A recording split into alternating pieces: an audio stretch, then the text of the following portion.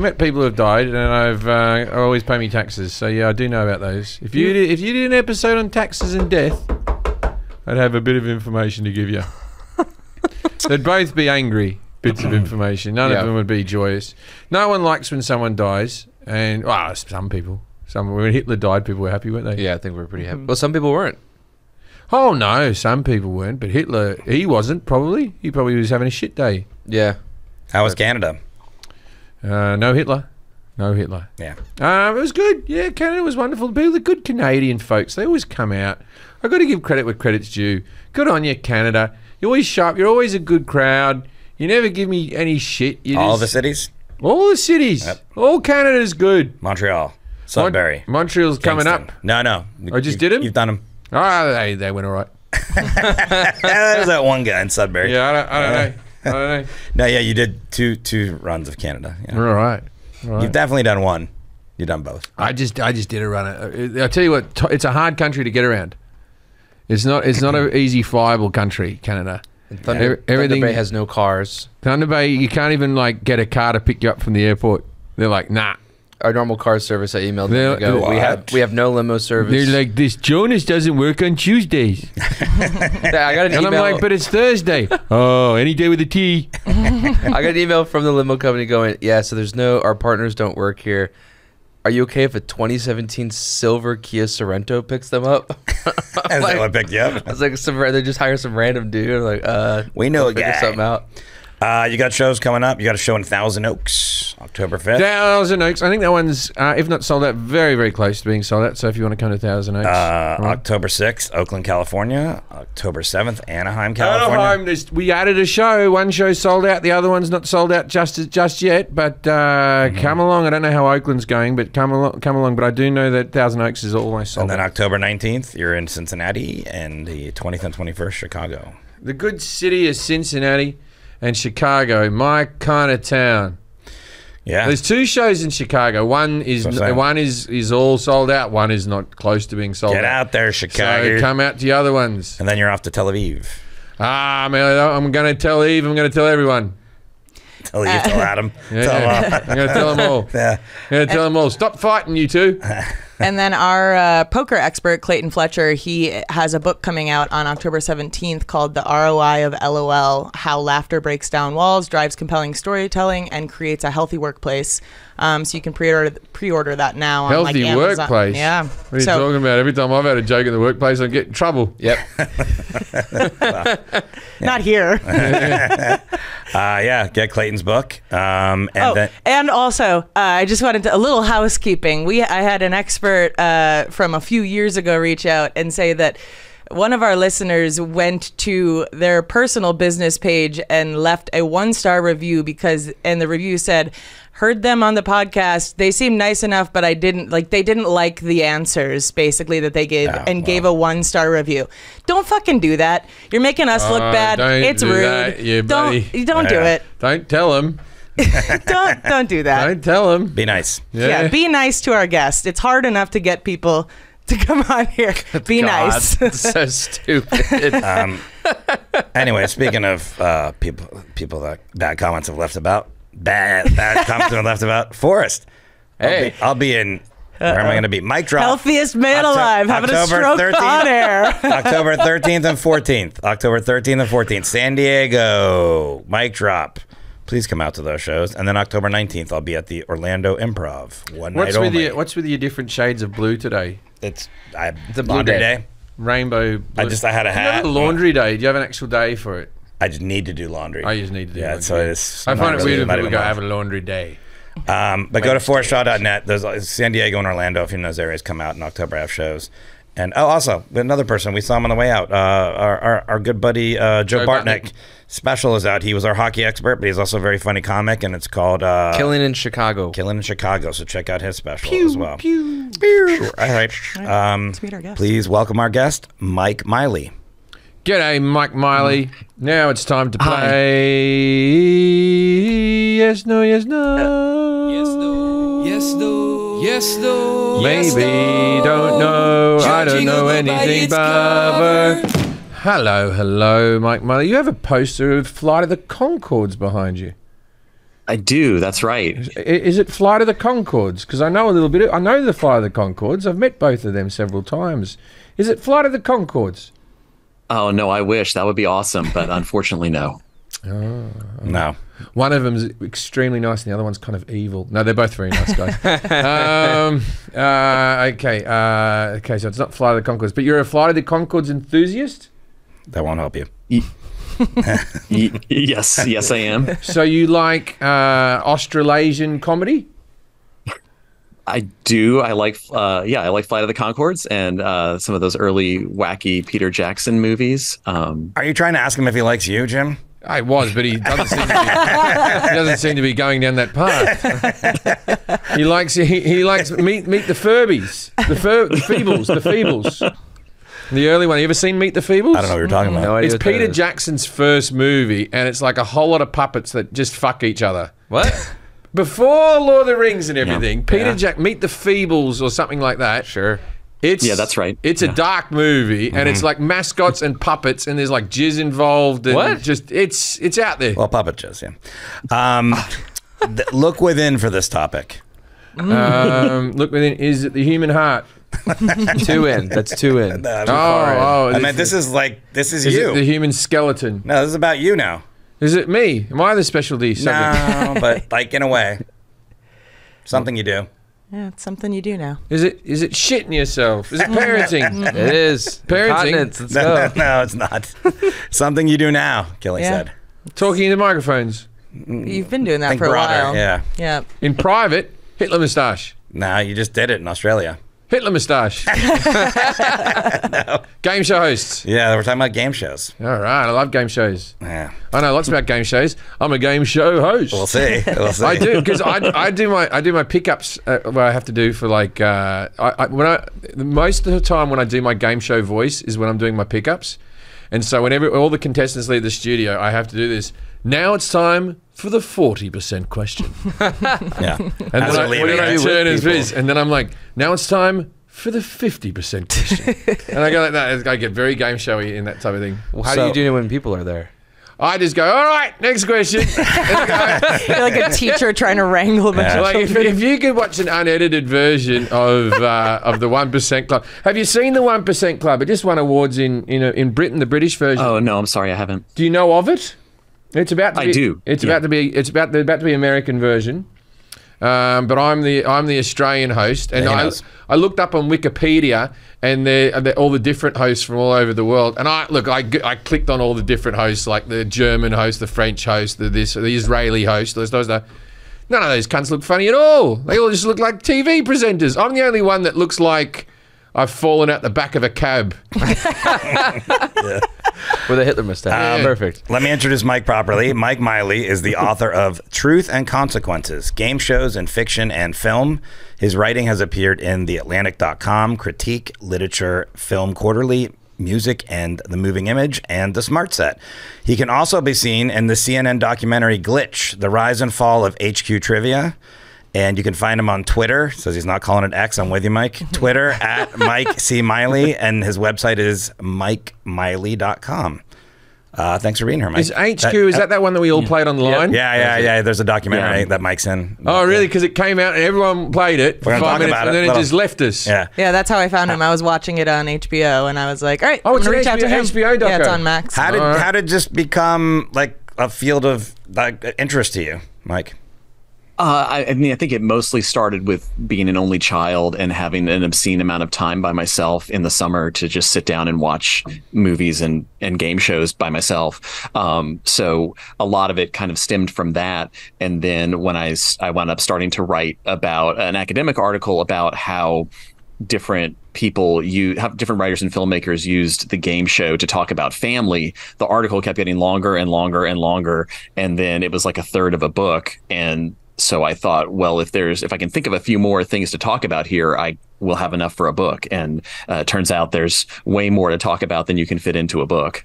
Yeah. I'm a big game show guy. My biggest problem is with the show I do, the questions are really long and I'm a terrible reader. If anyone's heard me do ads on this show. And I would have been a good host of Is It Cake? I could have hosted Is It Cake, Or a game show that I haven't brought out yet, but we're trying to sell it, Fat or Pregnant. Now, what happens is someone comes out, right? And well, I'm not going to say what sex I think they we got it, yeah. I'm not going to say what sex they are because I don't want to make this political. Yeah. Right? This is but then, of political. course, it's a game show with one question. They come out and one question. Is it cake?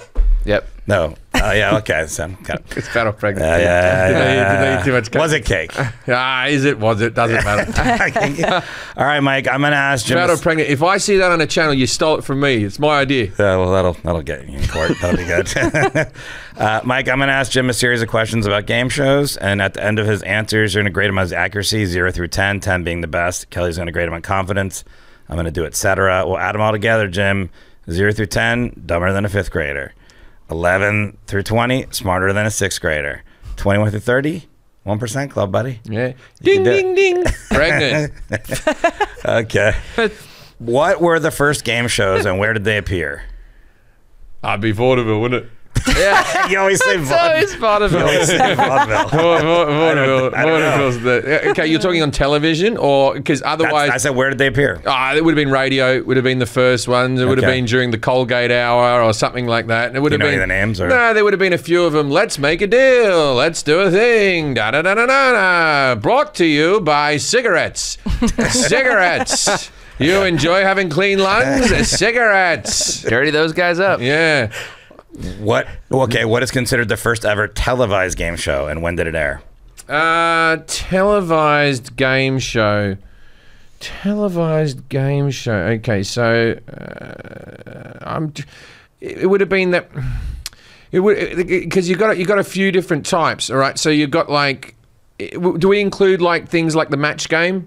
Which have got like Yeah, I think so. celebrities on it, yeah. Yep. or Am I Telling the Truth, or any of those ones? Those old ones with Lucille Ball just sitting there smoking, just I think that you're a puppet. So it'll be one of those ones, but I can't tell you that. I don't know that. To Do you be know? honest. So you don't know the host of the first televised game show either, or who was? Merv Griffin. Maybe one or two. Merv Griffin. Okay. Can you name a few of the earliest popular game shows from the 1950s and 60s? In this country, no, but I can tell you the ones from Australia. And maybe 'cause, there's that's some the ones that I crossover. used to watch in the 1950s. Yeah. What? Kangaroo sack. No, it's not. You had to cut off the kangaroo's balls, and were they real or not, and were they filled with coins? Kangaroo sack. Okay, we're moving on. Hang on. How much can a koala bear? It's a bear show. Yeah, I got it. Okay. And it's Boomerang like how many cigarettes you can put out on a koala before it starts to squeal. Jesus Terrible game Christ. shows. Australia. Australia's brutal. Yeah. This is what we used to put on the telly. The game. And the Price is Right. The game show, there was a game show called The $64,000 Question. It Yeah. originally appeared on the radio under what title? Oh, the currency would have changed. It would have been the $6.40 question. But with inflation over the years, it had to go up. Okay. What was the Federal Communications Commission versus American Broadcasting Company? What was that court case about? Could have that been about the guy that cheated on the Jeopardy-like show? It wasn't Jeopardy, but he seemed to be getting fed all the answers. Okay, we'll put that in there. Put that one. Which game show host holds the Guinness World Record for the longest career as a television game show host? Bob Barker. Okay. Who was the original host of Jeopardy when it premiered in 1964? 1964. Okay, so Jeopardy.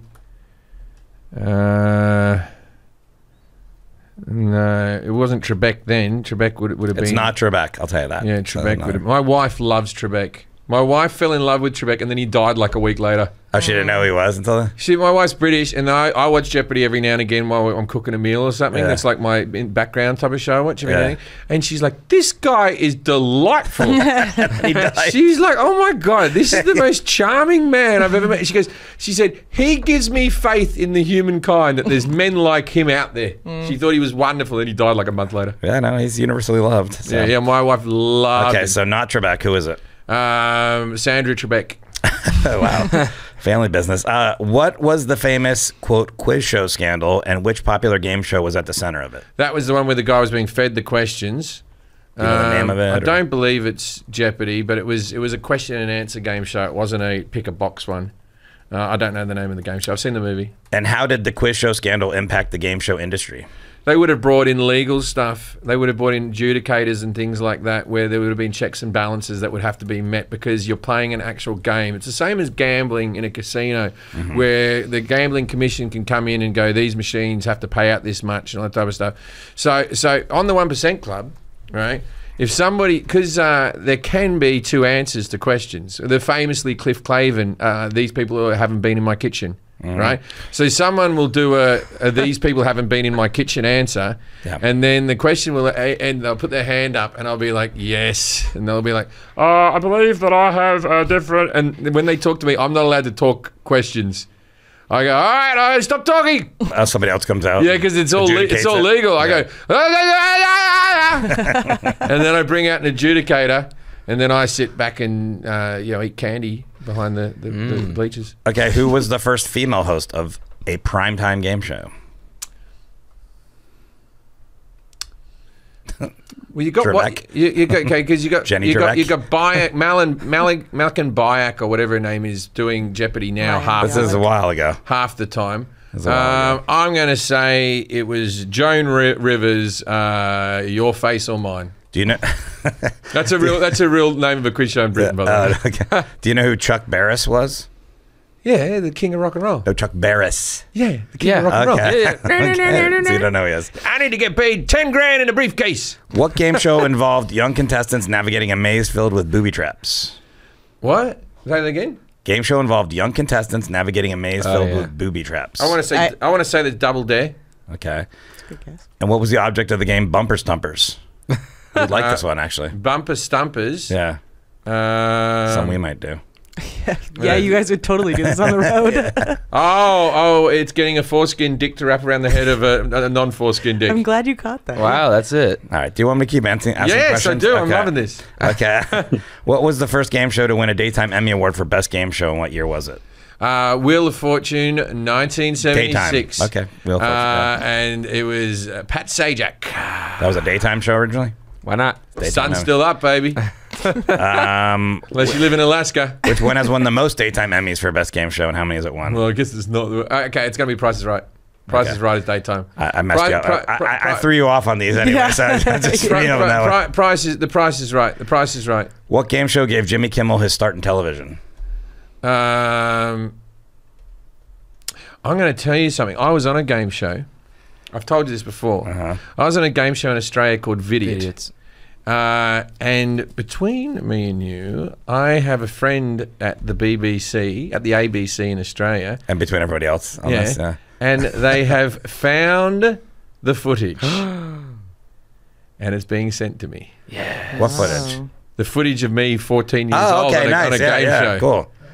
All right. What do you mean, what footage? The guy molesting me behind the set. I forgot. Finally, we're taking him I was down. just waiting for the answer of what show gave Jimmy Kimmel. No, but I just remembered that. No, that's exciting. We'll play it on. Was he a contestant or was he No. He was not the host, but he was a part of the show. I was going to say, I texted my mom on the way here because show. I'm pretty sure that we were on the Bozo show when we were kids because I remember playing like Bozo buckets, but I texted her to confirm because I'm not sure if that's like a mushroom flashback or something like that. Bozo buckets? Bozo bucket was your nickname in university. No, that's Bimbo buckets. Thank you very much. Jimmy Kimmel was not the host, but he was a part of the television show. I don't think he was. Maybe I'm wrong. He was on the television show. Let's make a deal. I might be wrong. He was the co-host. He was a co-host. Thank you. Let's make a deal. Okay. What is the most expensive prize ever given away on a game show? $1 million. That's a thing. It's a thing. $1 million is full on a thing. Okay. All right. That's a thing, bro. Wait, hang on. I'll give you a house. It was on The Price is Right. I'll give you that hint. Well, they give away cars. Sure. It would have been an expensive car. Okay. A good car, Ferrari. Okay.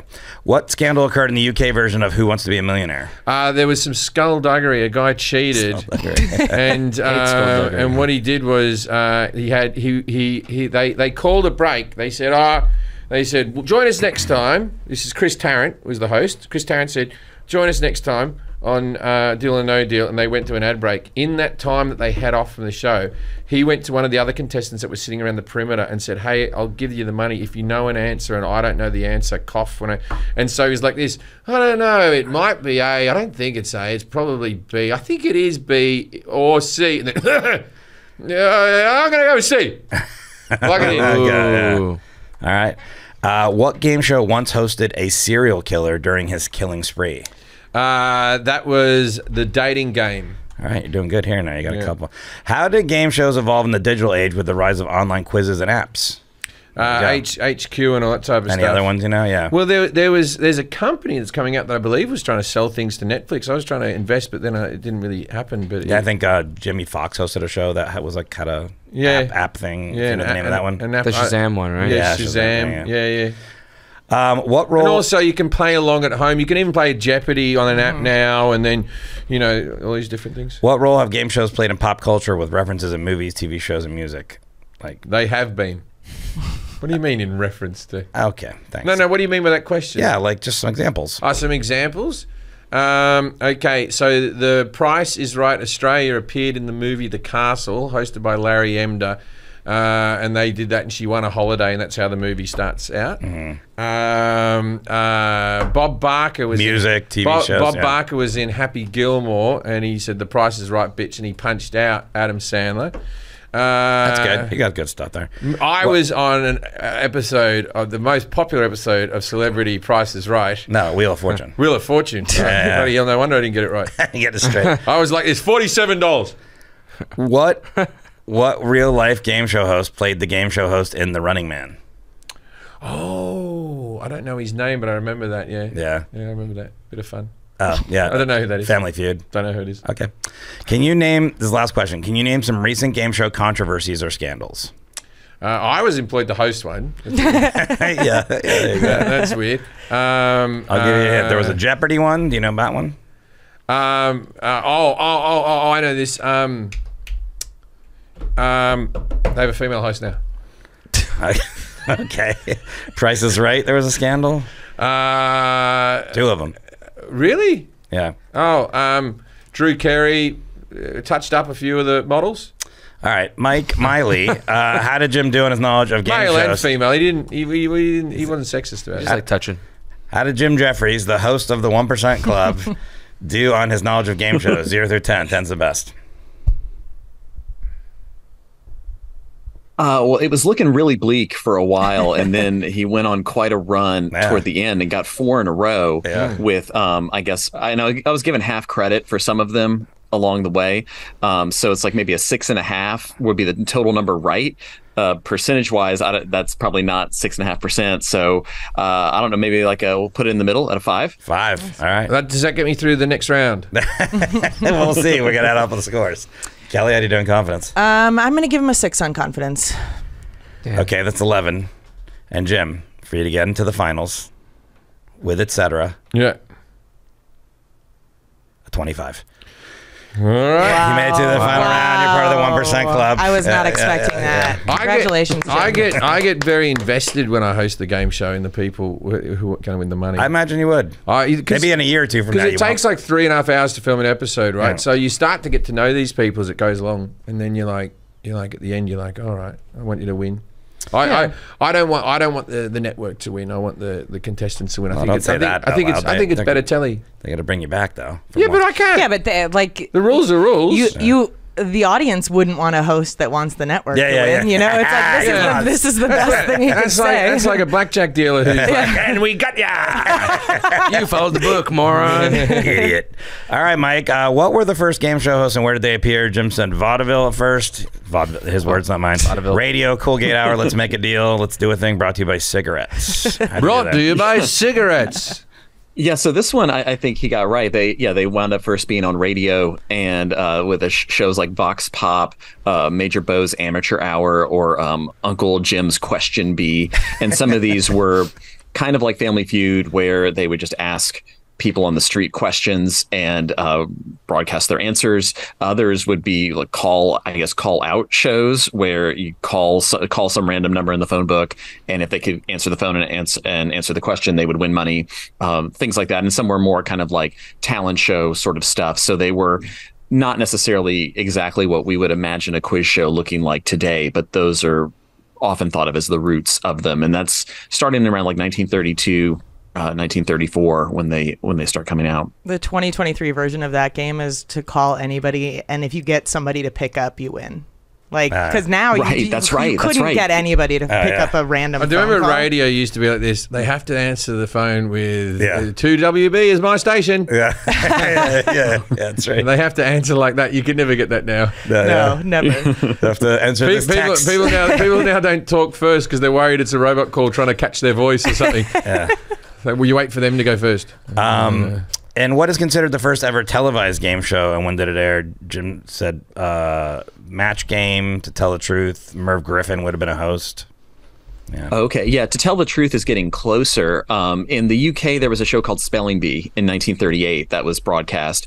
For the US, it's a show called Truth or Consequences, which winds up being the same, or the first game show twice, because they did this experimental one-time broadcast in July of 1941, basically to test the airwaves more or less, and see if this stuff worked. And then they did a real run of the show on CBS starting in 1950. Okay. Wow. And then Can I get an extra point for knowing that Merv Griffin invented Wheel of Fortune?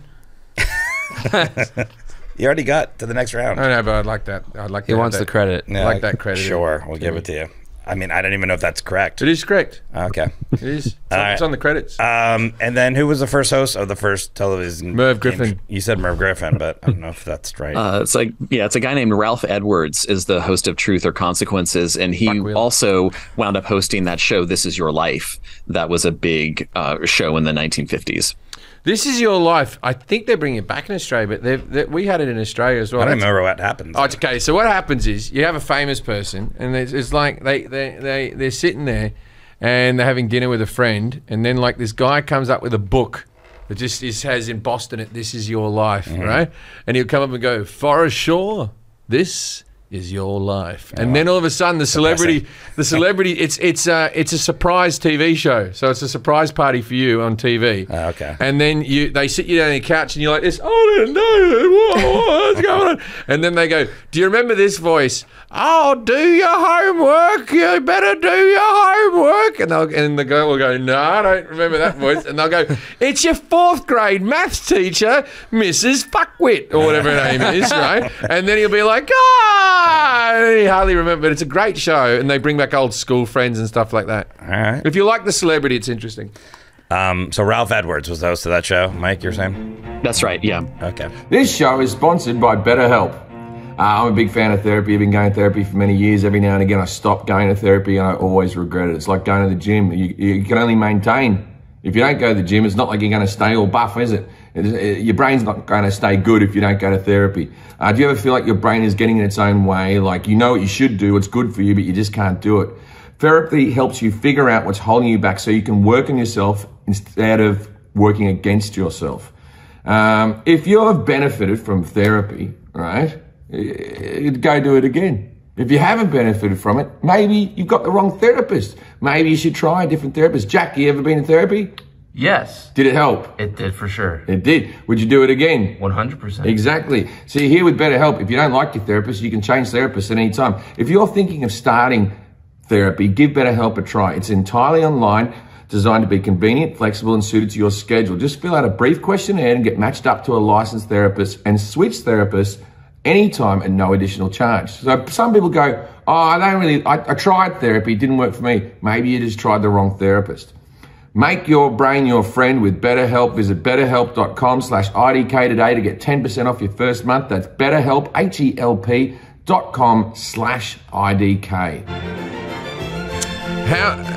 How long did it take for us to have a host of colour? Who was the first one there? Oh gosh, that's a good question. I don't know whether Steve Harvey is the first or whether there's someone Wayne Brady is prior way to before that. That's right. Wayne Brady. What did Wayne Brady host? Wayne Brady hosts Let's Make a Deal. Oh, Let's Make a Deal. Yeah, I hardly ever watched it. Yeah. So, yeah. There's got to be one. Yeah, I don't know the answer Adam to that, Wade yeah. was the first African-American game show host for a show called Musical Chairs in 1975. 1975. Okay. How many Asian hosts have we had? This is fun. Just I Doing inventory right now. Is the Masked Singer a game show? Yeah. He's a judge. Judge. He's a judge. Yeah. He's a judge. I was on. Yeah. Nobody does host. Can You See My Voice? Because I was on that one. Yeah. That was a fun day. Yeah. Okay. Anybody who does game shows, I'm happy to show up. I enjoy them very much. I was almost in the running to host the game show recently, but I didn't get the job. But can you name in America a few of the earliest popular game shows from the 50s and 60s? Jim said Kangaroo Sack. How much can a koala bear? I don't know. Putting cigarettes on them, and then Price is Right. Were any of those correct, Mike?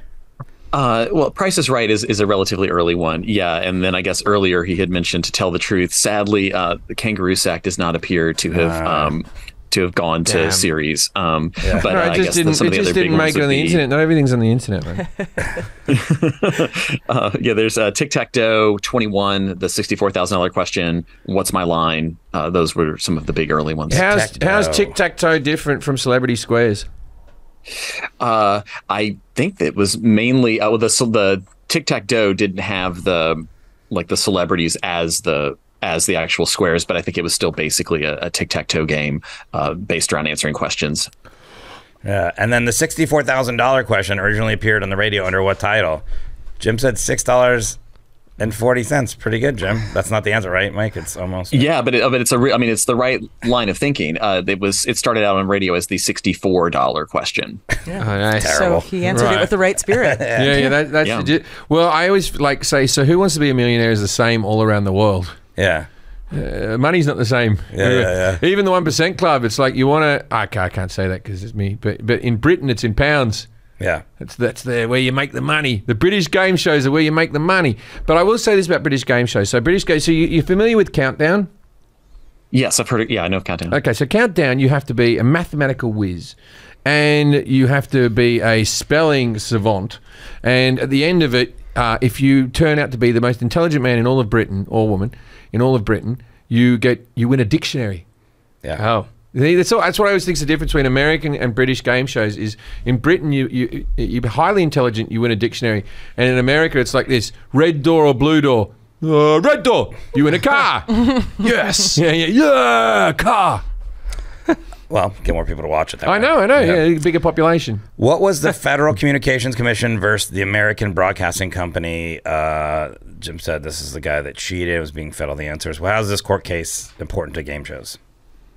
Yeah, this court case, it predates a lot of the cheating scandals, but what the Supreme Court ruled there was that game show prizes didn't count as gambling, and so they could then open the floodgates and schedule it and program as many game shows as they wanted, and this is what led to the payouts getting larger. So the $64 question became the $64,000 question after this court case allowed for this, and this winds up fueling the popularity of game shows because people don't watch to see the questions get answered. They watch to see people win large amounts of money. Oh, that's a banger. Oh, I still think Family Feud. I'm always like $25,000. No. Family Feud's just a bit of fun. Yeah. But they go crazy. We won. I tell you, on a lot of game shows, I'll tell you this for nothing. You don't get flown in or shit. They don't give you nothing. They don't give you hotel rooms, nothing. So they might fly you and they force you to have that enthusiasm. Jack, Tommy, and I were meant to try out for this game show, and we had to do a Zoom with them, and they were like, okay, now act really excited. And can you imagine the three of us with Tommy and I just looked so pissed.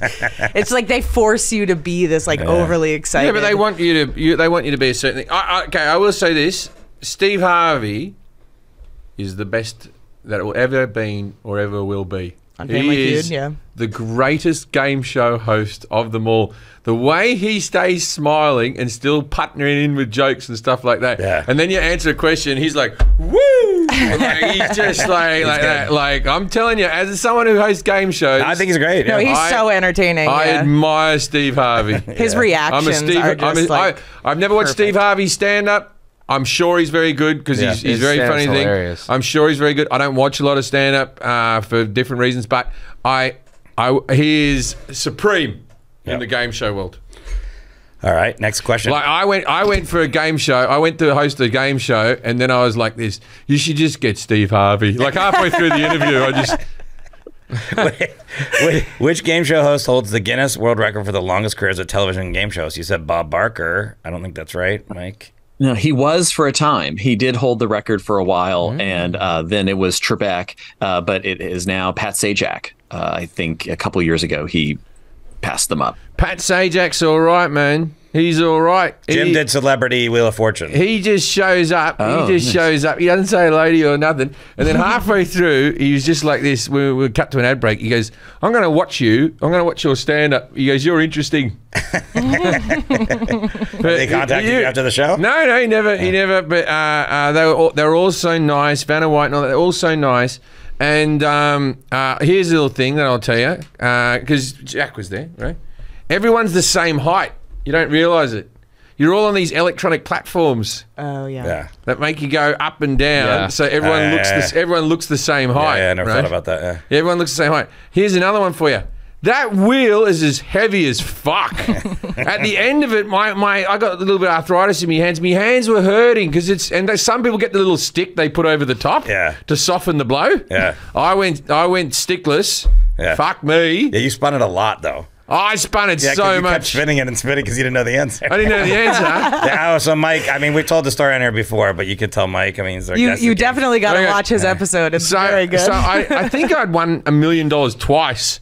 Like I'd taken You didn't win it. You would have won it. I'd taken the $1 million off the board, and then I had another chance at the $1 million. They said you can't get the $1 million twice, and I kept on going back in for the answer.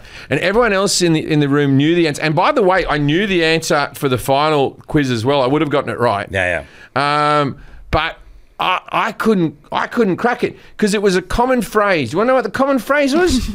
That's the best pineapple I've ever had in my mouth. To this day, if I ever hear one cunt in the wild say that's the best pineapple I've ever had in my mouth, it's common. It's common phrase, right? And I kept on thinking maybe it's an American thing that I've missed out on, right? Because, like, for instance, my son said he's having a pep rally, and I didn't know what the fuck that was, right? And so, have you ever heard the saying? He was just not shaking his head. No. Have you ever heard that? No, I have never heard that. Right, and everyone looked at me like I'm an idiot. And I had this moment, because I was doing it for charity. I think I made a lot of money for the charity, but I had this moment where I had enough letters that I had a real funny answer, and I would have lost all the money, but I'd already picked up the $1 million. And it was going to be, that's the best prostitute I've had all month, right? And I was like, come on, say it. I feel like that one makes more sense than the pineapple in my mouth. Yeah. People have said that more than the pineapple. Yeah, 100%. Yeah. That's the best. Was that a slogan for Dole or something like that? I think it was the word ever in there. I remember it. I don't think so, Mike. No. I remember it took up the whole board. Yeah, it was like all the letters. It was all the whole board. You couldn't get a letter wrong. I kept on spinning letter. In the end, I hit the bankrupt thing, and even and I was acting like, man, I would have gotten on the next one. I didn't fucking know.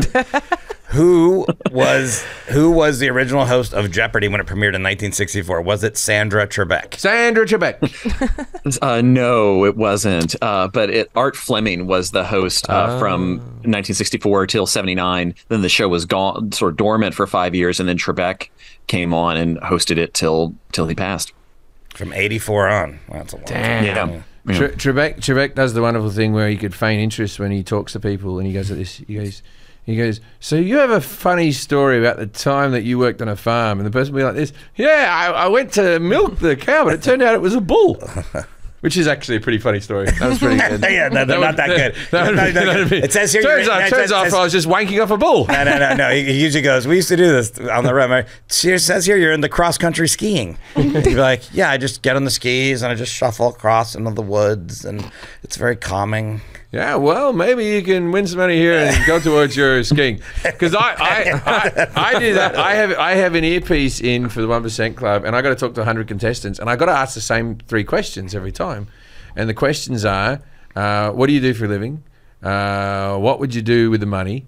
And what's the other one I've got to ask? I fucking ask something. Why are you here? I go, are you here with anyone? Right? Because there's always contestants. Often do shower. There's contestants playing with each other.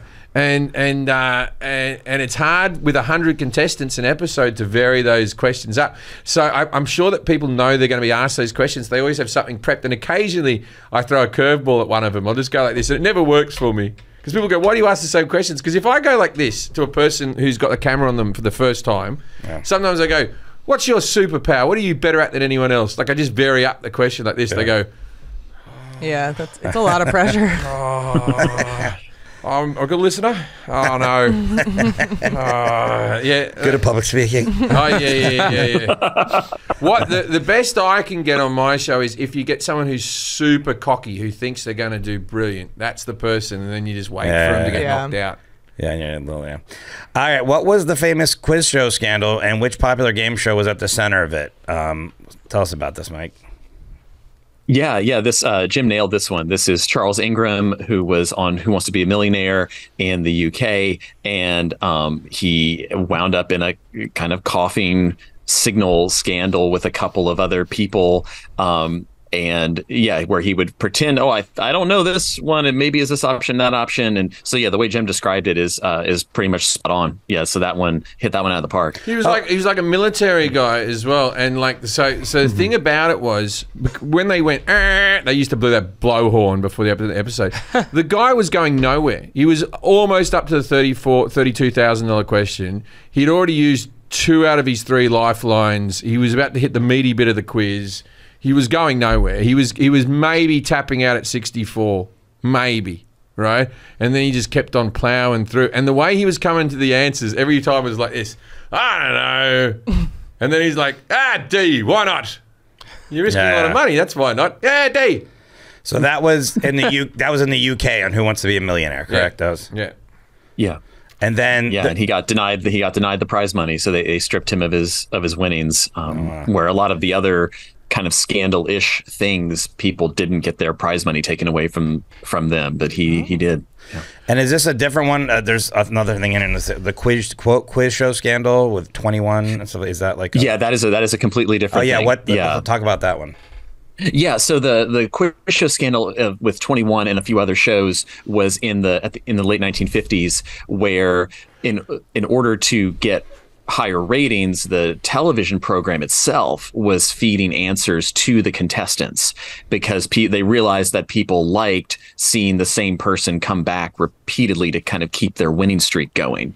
And so this one particular show called 21 had this guy on it named Herbert Stemple, who was a guy from this Jewish guy from Queens who was racking up money, and then eventually his ratings sort of plateaued, and they found this Ivy League dude, Charles Van Doren, who came in to be a contestant, and they found him to be more telegenic and more charismatic and interesting, and so they essentially rigged. They'd already been giving Stemple the answers for a few weeks, but then when his ratings weren't good anymore, they decided it was time to make him take a dive.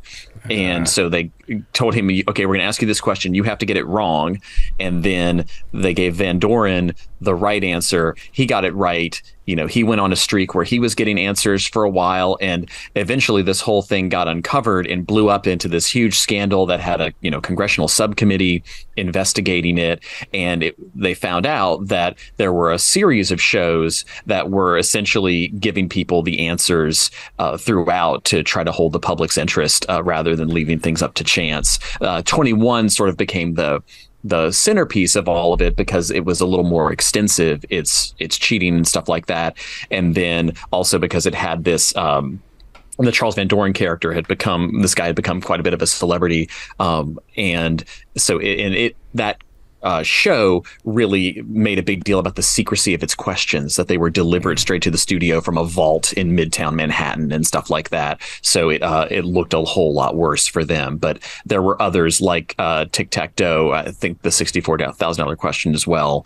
And so this more or less changed game shows for pretty much the rest of their existence. Wow. So the thing is with the game shows is more money you give away, the more viewers. It's good for ratings. Mm-hmm. People love to see winners. Yeah. But there are exceptions to that rule. So there's very rarely do you see someone win on Who Wants to Be a Millionaire. Very hard. But they win $1 million if they win, whereas on Family Feud they win a lot, but it's only $25,000. So I think it's maybe you win a lot or you win big. Yeah, maybe. Yeah, or you got to, but you still got to give it away every now and again. Like the 1% Club gives away substantially more money, I believe, than Who Wants to Be a Millionaire. We give away $100,000 on the regular, at least 10 times to every one time they win the $1 million, at least minimum. Yeah. But there are exceptions. Like the Chase is an interesting one. The Chase is your number one game show at the moment in Britain and in Australia. And you watch The Chase, I mate? love The Chase. I don't know. Sorry. The British game show that's on now that I guess I'm most familiar with is Only Connect, but that's like a whole different kind of thing. But they had the American Chase as well. There was who was the name of that blonde girl? I quite fancy her. She's Alice. Is it? I don't know. Is who it it Alison Sweeney? I don't know, or- but my wife used to get upset whenever The No, Chase it's came on because I became an old man. Oh, she's wearing a sleeveless top. That's. I became like a pervy old man. It's nice when she has her arms out. Jesus. But I'm a big fan of her. Brooke Burns. Just Yeah, she's a nice lady. her. Yeah. Nothing wrong with her. Bloody nothing wrong with her, mate. Anyway, so the chase is a different one because the chase, I don't think they want people to win. People go for the different chases. And they say, have you watched The Chase? Yeah, I watch it. The Chase is a banger. The Chase is So fun. The Chase is on every day on Channel 7 in Australia every single day, and I think it tops the ratings every day. It's like think it does well here. Everyone watches it. Yeah, but it's only a once a week thing every now and again. In Australia, it's fucking 365 days a year. Every fucking 5 o'clock, you're watching The Chase. So how did the quiz show scandal, the 21 scandal, impact the game show industry? Yeah. So for a brief period of time, the quiz shows basically disappeared. Nobody wants to watch them. It went from where at the height of the scandal, right before it broke, you had NBC, I think like almost 20% of their their schedule was game shows. And so those virtually disappear. And what happens is they move to, they used to be called quiz shows. They moved them to daytime, out of prime time. They start calling them game shows, and sort of getting to what Jim was just talking about. They wind up changing up what kinds of questions that they're asking. So this is where The Price is Right really takes off, rather than asking people really obscure questions about history or opera or something like that. They're asking them how much a tube of toothpaste is. They ask them things that you don't need to rig anymore. And so it trades in a different kind of knowledge than what people had before. So instead of like real academic knowledge, you get something like Family Feud. That's your knowledge of other people, your human knowledge, or you get more basic academic knowledge, like how much is this detergent. And so that's when they come back. And so because they realize people don't really care about knowing the answer, they just care about watching people win. And that's when they were called it's game not shows, really right? until Jeopardy when that stuff kind of starts coming back to have specialized knowledge being a thing. But of course Jeopardy has a way less suspense and energy. It's the more the more refined game show. But then something like Millionaire, they don't give away a lot of money or large sums, but it's all about the drama and the suspense rather than being super fast paced. Millionaire is about dragging out everything for the maximum suspense. Hey there. All right, that was my Regis impression. I'm a big fan. When I was a kid, because we didn't have porn and stuff, I used to like The Price is Right models. Yeah. Big fan. We got a trend here going. You'd have your fan. And also there was one on Sale of the Century. You didn't have that game over. It was an Australian one, Sale of the Century. Delvine Delaney Yeah, you've talked about her. from the 70s, man. You've talked about her several times on the show. Mate, Delvine Delaney. When you're a 10-year-old boy in Australia, that does something to you. Yeah. Her husband just died. It gives me hope. Speaking of... Well, that's the show. Okay, sorry. Well, wasn't Sale of the Century that show where they would give away ridiculous prizes where someone would win like the deed to an oil well in Texas or something like that? No, this was just a... Oh, do you remember? Jim doesn't know. He was just jerking off to Delvin Delaney. He didn't watch. Nothing wrong with Delvine, mate. Okay, so speaking of women, who was the first female host? She married the guy who co-wrote Crocodile Dundee. Nothing wrong with Delvine. Nothing wrong with Delvine. Who was the first female host of the primetime game show? Jim said Joan Rivers. Your face. That's a great guess. Arlene Francis hosted this show called Blind Date in 1949. They always so they call it the dating game. Is Blind Date and the dating game the same thing? Because in Australia we used to call it Perfect Match, but you wouldn't get to see the person you were dating, right? So you know the show I'm talking about, right? Where they have the one contestant, they have a barrier, they have 3 people behind the barrier, and they ask a question. If you were to cook me a meal, what would it be? And the guy would be like, I'm from Manchester, and I'd be too busy eating you out, and then he'd get up and dance a little bit. ooh, I like, and she go, I like the sound of that. I like the sound of that. And that was hosted by. That was hosted by called? that Blind Date. They call it in Britain, but you call it the dating game.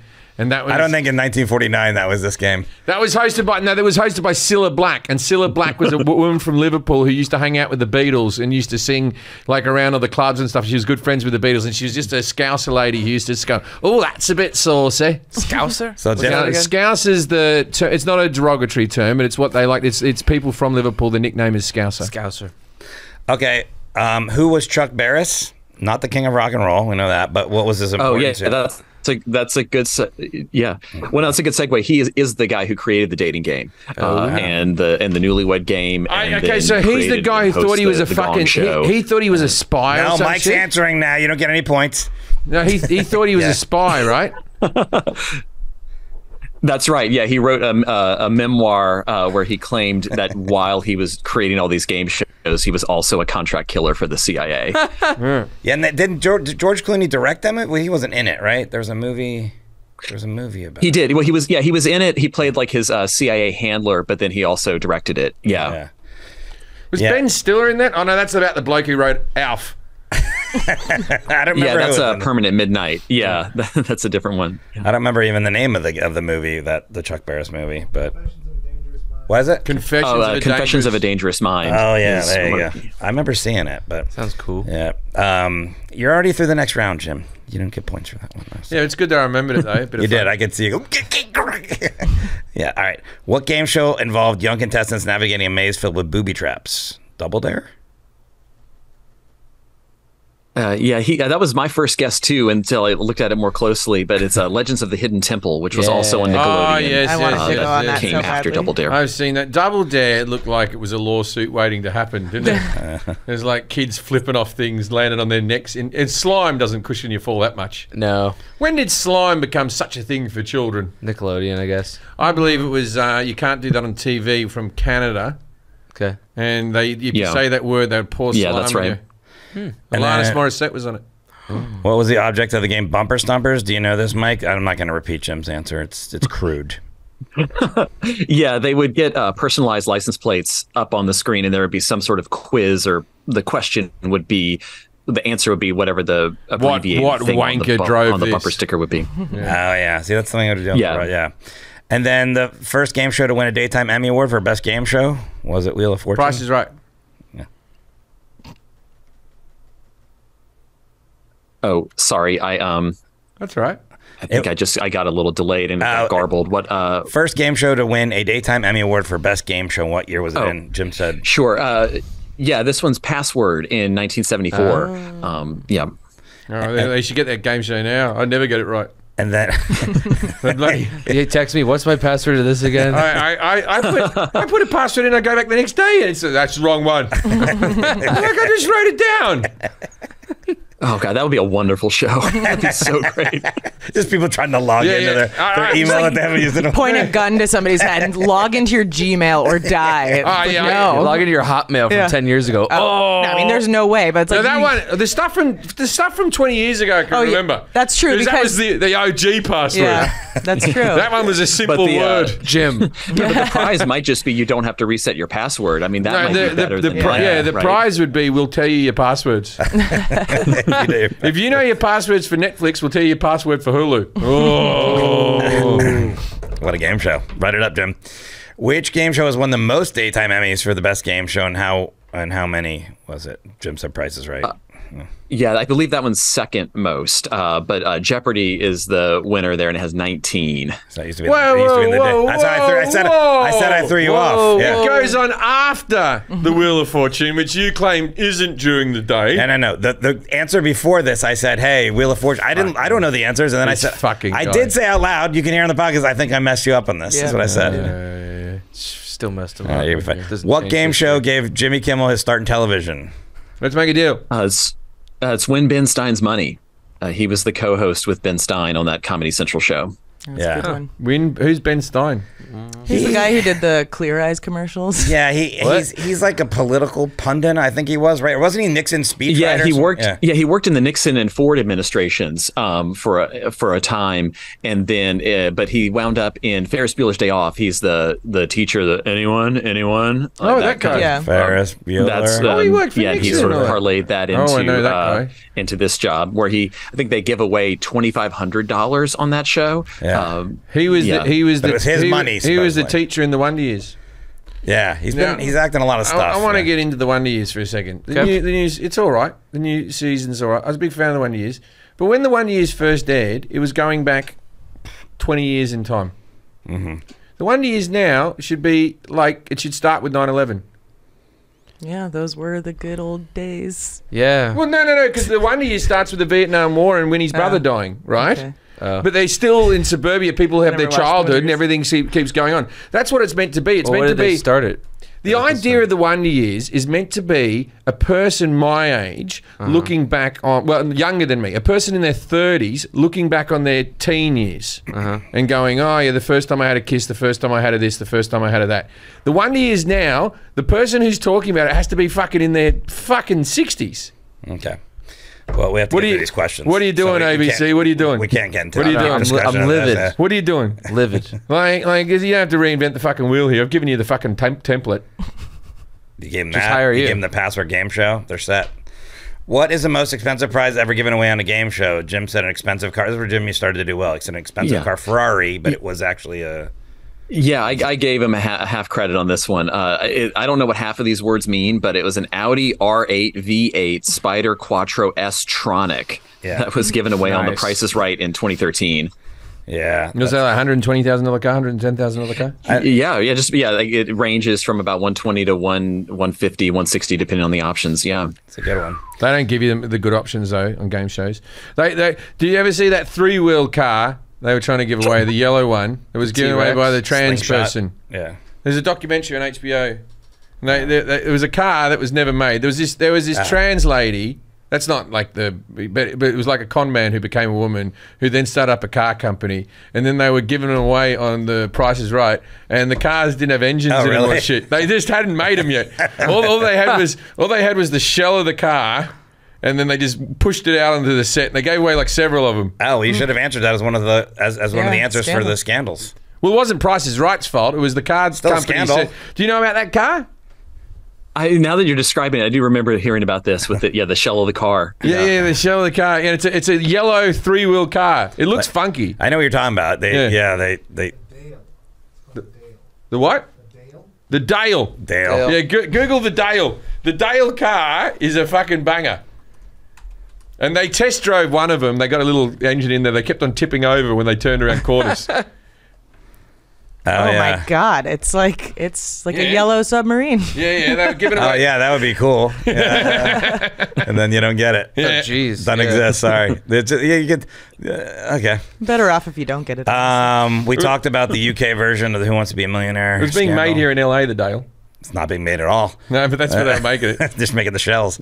What game show once hosted a serial killer during his killing spree? Jim said the dating game. That was correct, right? Yeah, absolutely right. Nailed it. Yeah, and that's I guess there's a movie that's going to be coming out about it later this fall that Anna Kendrick directed called Woman of the Hour. I saw it's at the Toronto Film Festival right now. Oh, it was a woman that was killing people?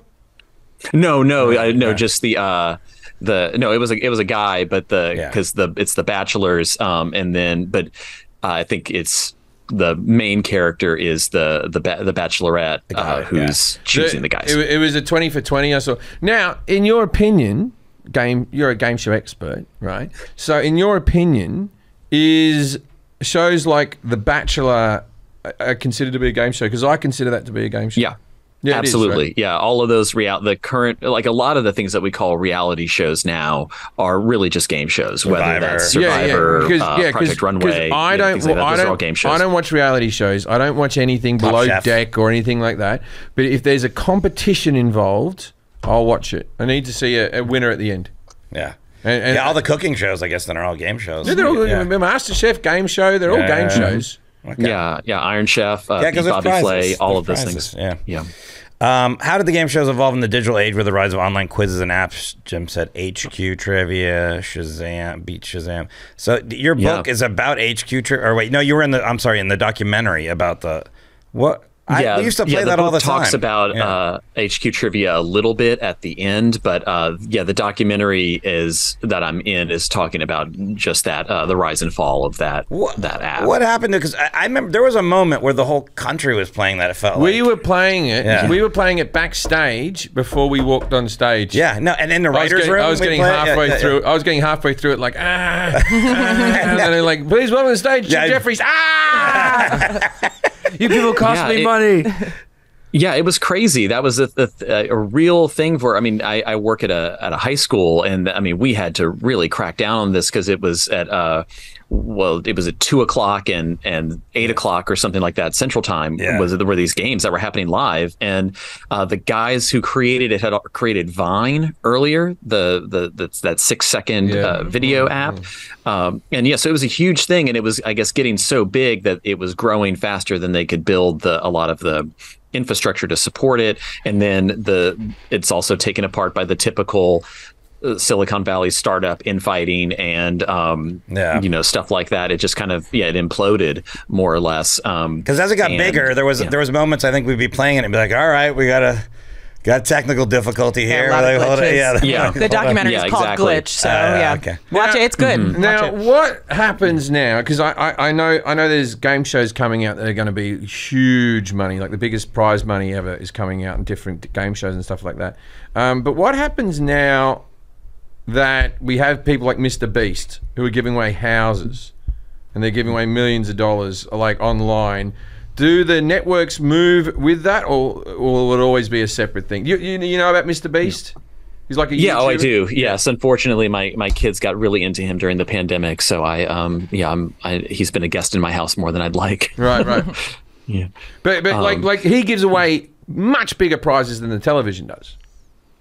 He does, yeah, and and some of it is gamified, and some of it is more, I guess, or there's some altruism tied to it sometimes. And I think this is something that people are still trying to figure out. HQ was the first thing that really figured out kind of how to combine the old model of the game show as a television broadcast with the era of social media and apps and things like that by simply turning the phone into the interactive TV set. And the things on YouTube are able to they're doing short episodes of game shows, and they're finding different game formats to play around with. But the networks are still, by and large, following that older model of having a big set with a traditional kind of show. But I think it's really only a matter of time before all of these before they figure out some way to either move game shows entirely to online or find some way of getting the online component into the broadcast show. It's just going to take somebody to kind of crack that nut, and then everybody else will be all over it too. Yeah.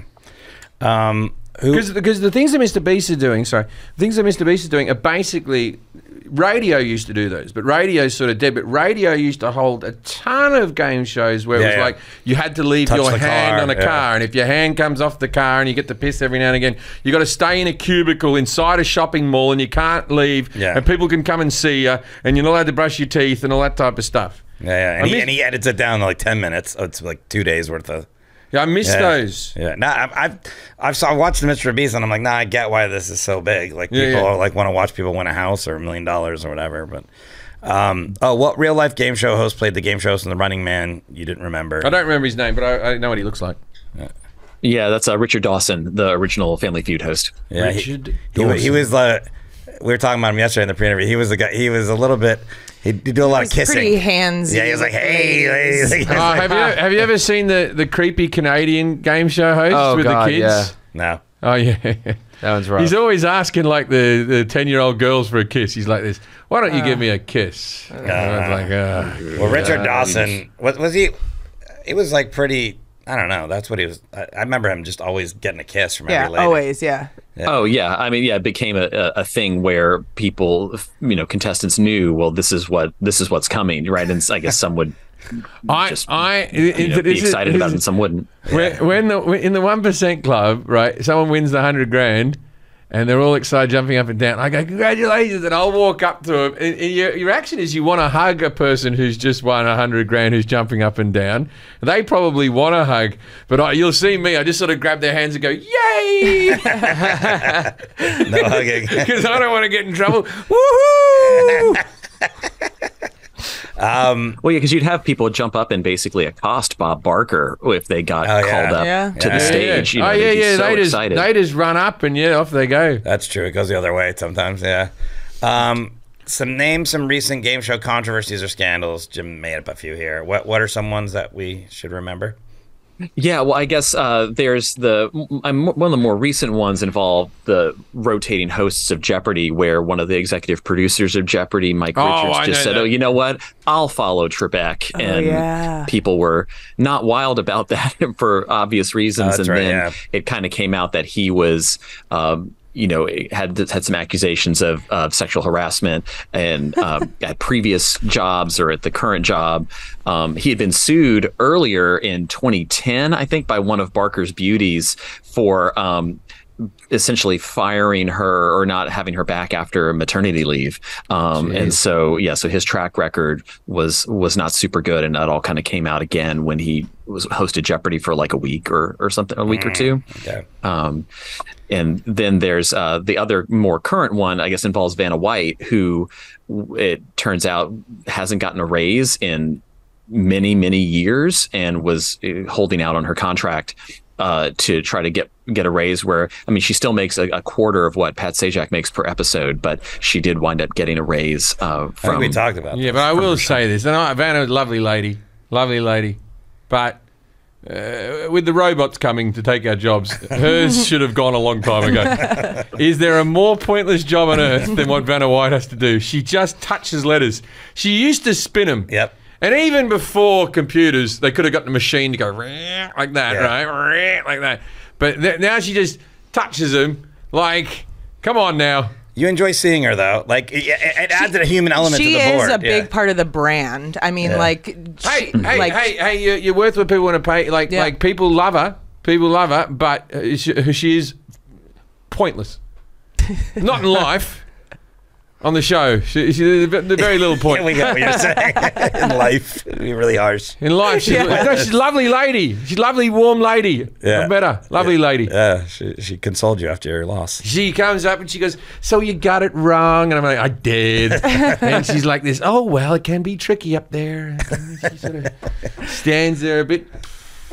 You want to be still waiting on that raise. You want to be a size 3 or whatever she is, friend of Vanna White's. Yeah. And then just go up to her every now and again and go, I need a green dress. Let me go to the warehouse. All right. This is part of our show called Dinner Party Facts. We ask our guests to give us some obscure, interesting fact about this subject that the audience can use to impress people. What do you got for us? Yeah, well, I guess a short one while we can do another while we're talking about Vanna White is she was actually a contestant on The Price is Right in 1980. Prior to getting hired to do Wheel of Fortune, you can see clips of her getting called up to contestants row, and she doesn't get up on the stage, but she was a game show contestant, and so she's one of the people who's, I guess, been on both sides of the game show. This is so weird because I found that out just the other day, and I was like, how did I find that out? And it's like Bob Barker died, and she put that up on her social. Okay. So that makes sense. Yeah. Anyway. And then I guess there's the there's a guy who hacked The Price is Right, and there's a guy who hacked Press Your Luck, and there's also another guy who got the perfect bid on a Showcase Showdown on Price is Right. We could go with either one of those, or there's a real cringy story about The Price is Right. Yeah, do that one. The cringy one. We like cringy. Do the okay. Well, so I guess so this is one of Barker's beauties. Her name was Janice Pennington. And she had her husband, her second husband, this guy named Fritz, disappeared while he was out mountain climbing in 1975. Did he fall off the little edge because someone got the number wrong? It kind of goes there. They had this game on The Price is Right that had a mountain climber called Cliffhangers who would move up the thing, and then you tried to keep him from falling off the cliff, and if you got the numbers wrong, he would inch closer to the edge, and in 76 while he's still declared missing. They are playing this game, and she's on stage, and the host, who wasn't Barker at the time, but the host decides, I'm going to call this guy Fritz, and he keeps going up, and then he goes off the side, and the host is yelling, oh, down goes Fritz, and she runs off stage in tears, and they kept playing this game for a while she was still on here, and while this guy's declared missing and presumed dead. Well, that was cunty of the guy to call him Fritz. He must have known what he was doing. Well, I guess, yeah, what comes out later is that they speculate that he was working with the CIA to establish mountain passes and mountain bases between Afghanistan and Pakistan, and was likely killed by Soviet forces. So like the story, the plot thickens along the way, just that this guy was probably a spy. Stay at home and shag your Barker's beauty. Like what do you need to go out for? My friends Matt and Greg were on what's the game show with the doors? You unlock them, whatever that game show is. They were on that. I think maybe Price is Right or something. And so my friend Matt had the right key, went up to the correct door, but it just wouldn't open for whatever reason. And behind it was a car. And even though he did everything right and just whatever weird glitch didn't let the door open, they still didn't let him have the car, even though he did everything right. It's got to open the door. Oh. There you go. And Greg was like, I've never seen Matt get so close to maybe killing a person at that moment. Well, Mike Miley, thanks for being here. The name of his book is Truth and Consequences, Game Shows in Fiction and Film. You can see him on the CNN documentary Glitch, The Rise and Fall of HQ Trivia, and then find him through his website, MikeMiley.com, or on Twitter at Mike C. Miley. Thank you, Mike. Thank you, Mike. Oh, thank y'all so much. Yeah, thanks for having me. Really nice to meet y'all. Thank you. I love this subject. Big fan. If you're ever at a party and someone comes up to you and says... Bob Barker was mean about a hiker in the... That wasn't Bob Barker. That's why you go, I don't know about that. Sorry, I interrupted you. Sorry. Good night, Australia. Yeah, what a terrible ending. Forest. Forest.